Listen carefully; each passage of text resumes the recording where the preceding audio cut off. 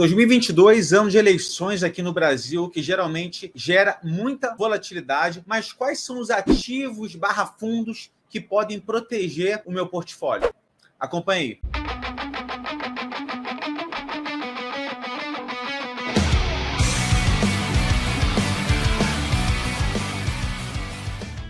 Fala pessoal, bem-vindo ao canal da Carteira Z. É um prazer ter a sua audiência aqui conosco para falar sobre proteção de portfólio hoje com fundos de investimentos. Antes de continuar aqui, eu queria pedir para você se inscrever no canal, tocar o sininho aí para receber as atualizações. A gente traz muitos gestores aqui no canal também para falar sobre mercado, ativos e muito mais, beleza? Então, eu queria falar com vocês sobre ativos hoje dolarizados, fundos dolarizados que também tem a componente dos ativos selecionados pela gestão no portfólio, tá? E a gente vai confrontar aqui os fundos com o nosso índice Bovespa. Sem mais delongas, eu vou compartilhar aqui uma tela de um arquivo no Excel em que a gente pegou aqui um fundo de investimento em ações no exterior que a gente gosta desde 2014, desde o período em que ele existe. Acho que está dando para ver aí na tela. E o Ibovespa, aqui tem um retorno no mês de Ibovespa desde maio de 2014 até agora,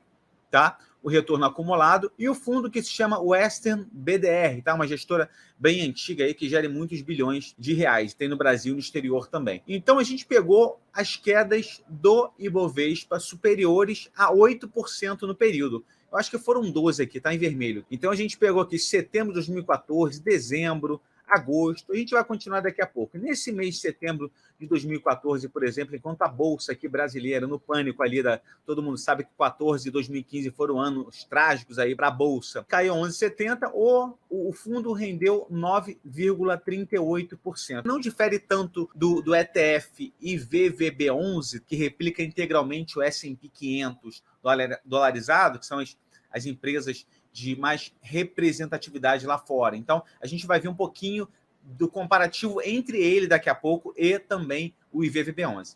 Tá? Então, enquanto o Ibovespa caiu 11,70, ele subiu 9,38%. Em dezembro do mesmo ano, a Bolsa caiu 8,62, ele subiu 7,33%. Em agosto de 2015, enquanto a Bolsa caiu 8,33%, ele teve uma leve queda de 0,02%, praticamente neutro, né? Maio de 2016, em que a Bolsa caiu 10,09%, ele subiu 5,29%. A gente vai passar aqui para 2017, não teve queda superior a 8%. Vamos passar aqui para mais de 2018. Acho que foi a greve dos caminhoneiros ali, né? O mês mais caótico. A Bolsa caiu 10,87%, ele subiu 8,70%. Já em 2020, tá? 2019 também não teve queda superior a 8%, que foi a nossa régua aqui nesse vídeo. Fevereiro de 2020, a Bolsa caiu 8,43%, ele caiu 1,97%. Março de 2020, né? Todo mundo se lembra dos 6 circuit breakers aí, muito pânico aí no mercado nacional. Ele subiu 2,40%, tá? Nesses meses aí, principalmente, a galera corre muito para o exterior, corre muito para a moeda forte, como o dólar. E aqui a gente vai ver uma chuva de meses negativos no Ibovespa agora em 2021, de julho a novembro, 5 meses seguidos. A Bolsa caiu 3,94%, 2,48%, 6,57%, 6,74%, 1,53%. Nesse período aqui, o fundo subiu 6,32%, 2,59%, 0,50%, 10,62% e ficou praticamente neutro aqui em novembro de 2021, 0,31% negativo. Na somatória aqui, tá, no compilado aqui dos meses negativos da Bolsa, ficou menos 109,21% e no fundo 50,83%. Vocês veem uma diferença muito grande entre o fundo, tá?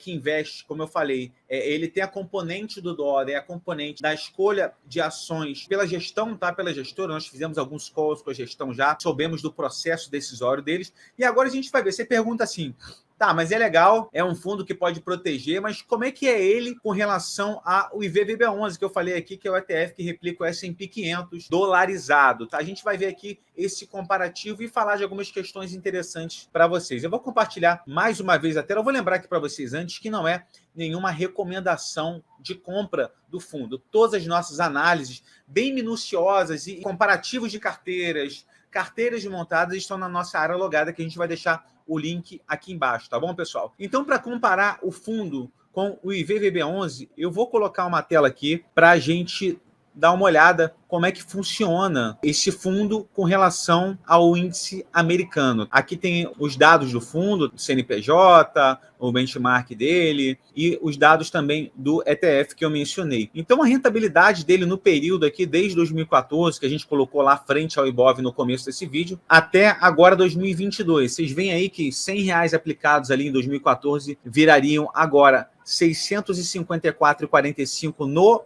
fundo e 624,26 no ETF, tá? Isso é líquido de taxas, esse resultado aqui apresentado, ou seja, no período aí 554% de rentabilidade no fundo e 524% no ETF, tá, gente? Agora, uma questão interessante para a gente observar é com relação ao dólar. Muita gente defende que a gente precisa dolarizar a carteira com fundos cambiais passivos. Então vamos ver como é que ele se comportou frente ao dólar nesse período. Quem optou em 2014 lá por proteger a carteira usando o próprio fundo cambial aí passivo, tá? Vamos ver aqui como é que ficou. Então no final do período aqui, gente, nós vemos uma diferença absurda entre o papel moeda, tá? Como se a pessoa comprasse o papel e deixasse em casa. A valorização dele foi de 136% no período, contra uma valorização bem maior tanto do ETF quanto do fundo. E aqui a gente vai colocar a rentabilidade recente dele. Você vê que o fundo ele é um pouquinho mais focado no setor de tecnologia americano, então ele perdeu, todo mundo viu que o setor caiu muito nessas últimas semanas e meses aí. Então, nos últimos 6 meses, por exemplo, o fundo caiu 4,80 e o índice subiu 3,52, em um ano também ganha. Então, esse período atual, recente aqui, que a gente verificou, essa barriga grande para baixo aqui, bem maior do que do índice, refletiu aí e aí não deu tanta diferença. Mesmo assim, ele tem uma gordurinha com relação ao índice nesse período. Lá fora é mais difícil bater índices do que aqui no Brasil. Tá? A gente já fez um estudo com relação a isso e fizemos até um vídeo no canal. Tá? Vou pedir para o Caio colocar aqui o vídeo. A maioria dos fundos perde para o Ibovespa. Então, eu vou pedir para colocar.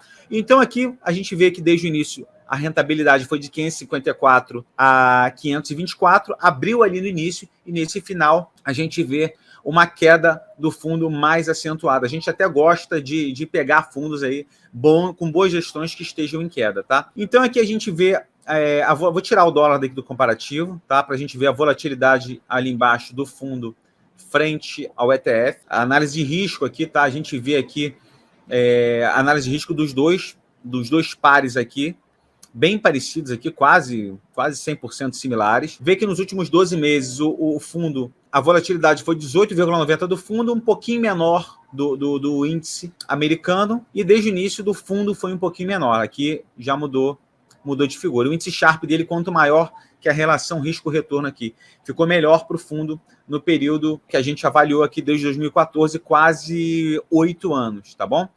Então agora a gente vai dar uma olhadinha na carteira do fundo, como é que o fundo, onde que ele investe realmente, tá? Eu vou compartilhar aqui agora com vocês. Aqui é a carteira do fundo SNBDR, que é a competência aqui, né? A CVM tem aqueles 3 meses de defasagem que você pode mostrar, tá? Que os fundos são obrigados a compartilhar a carteira do fundo, tá?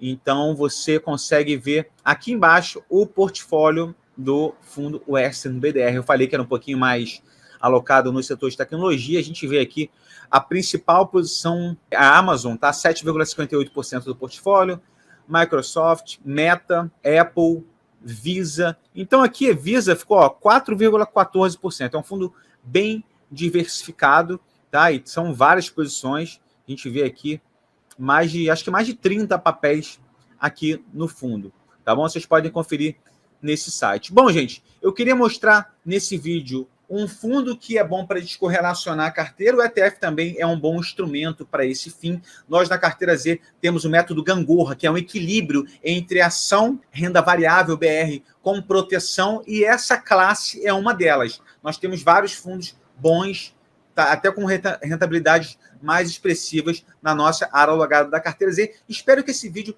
tenha ficado claro para que você entenda um dos produtos que você pode descorrelacionar o portfólio e se defender, né? Se proteger de quedas acentuadas da Bolsa. Bom, espero que vocês tenham gostado. Se você não se inscreveu no canal, se inscreve aí, curte esse vídeo. Qualquer comentário pode colocar aqui embaixo, beleza? Forte abraço, até a próxima.